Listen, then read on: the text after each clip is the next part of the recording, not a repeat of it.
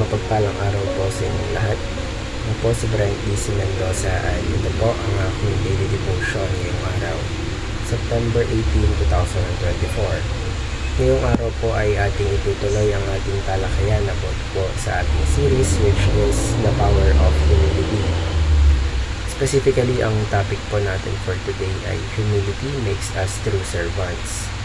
Now, ang ating talata po ay manggagaling sa John chapter 13 verses 15 to 17.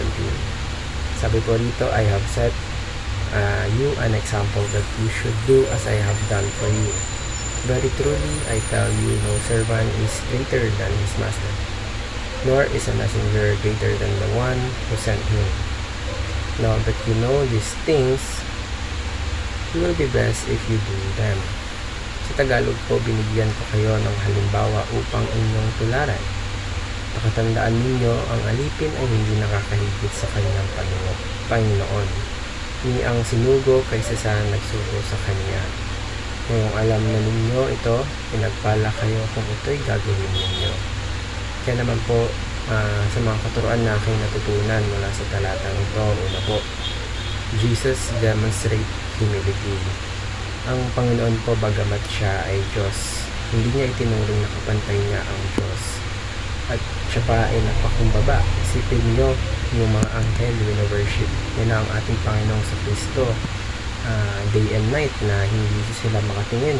Tipong hindi na sila makatingin sa Panginoong sa Kristo dahil sa tindi ng kaluwalhatian ng Panginoong sa Kristo. Pero mula doon sa ganoong posisyon, nagpakumbaba ang ating Panginoong sa Kristo at naging tao at naglingkod sa kanyang mga disipulo, naglingkod sa atin.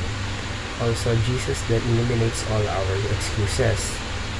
Dahil po doon, eliminated na lahat ng pwede nating idahilan para hindi paglingkuran ng kapwa natin. Dahil ang ating Panginoon sa Kristo mismo ay pinaglingkuran ng kanyang mga disipulo, pinaglingkuran tayo. So, wala tayong masasabing excuses para hindi matutong magpakumbaba. Tandaan niyo po, ang alipin ay hindi nakakahigit sa kanyang Panginoon. Ni ang sinugo kaysa ang nagsugo sa kanya. Meaning, mas mababa tayo ay mga disciples, pero ang Panginoon sa Kristo mismo ang nagpakumbaba. So, we have no excuses. Wala po tayong reason na pwedeng sabihin para tayo ay hindi matutong magpakumbaba. And lastly po is Jesus blesses His followers. Yung mga tagasunod po ng Panginoon sa Kristo, ito po ay ang mga totoong sumusunod at tinutularan ng example ng Panginoon sa Kristo. At itong mga ito po ay sila po ay blessed, sila po ay pinapaboran ng Diyos.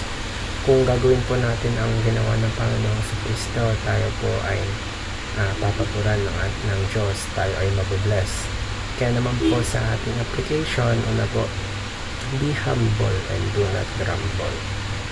Tayo po ay matutong magpakumbaba at hindi magreklamo dahil ang ating Panginoon sa Kristo mismo, siya ay kapantay ng Diyos, ngunit hindi niya tinuring ang kanyang sarili na Diyos. At tayo ay kanyang pinaglingkuran niya ang mga kanyang mga disipulo na kahit mas mataas ang ating Panginoon kaysa sa atin na tayo, mas mababa tayo, mas pinili pa rin ng ating Panginoon na magpakumbaba. Kaya wala po tayong reason para magreklamo na at para hindi matuto na magpakumbaba. Kaya naman po, sa pangalawa po, be a follower without making excuses. Again, wala po tayong excuses dahil ang ating Panginoon sa Kristo mismo ang nagturo sa atin kung paano magpakumbaba. Tayo ay kanyang pinaglingkuran. Kaya naman po, wala tayong excuses para hindi tularan ng ating Panginoon sa Kristo. So, tayo po ay matuto na magpakumbaba dahil number 3, be blessed by imitating Jesus Christ. Kapag in-imitate po natin ang example na ibinigay sa atin ng ating Panginoon sa Kristo, tayo po ay mabubless, tayo po ay papaguran ng ating Diyos.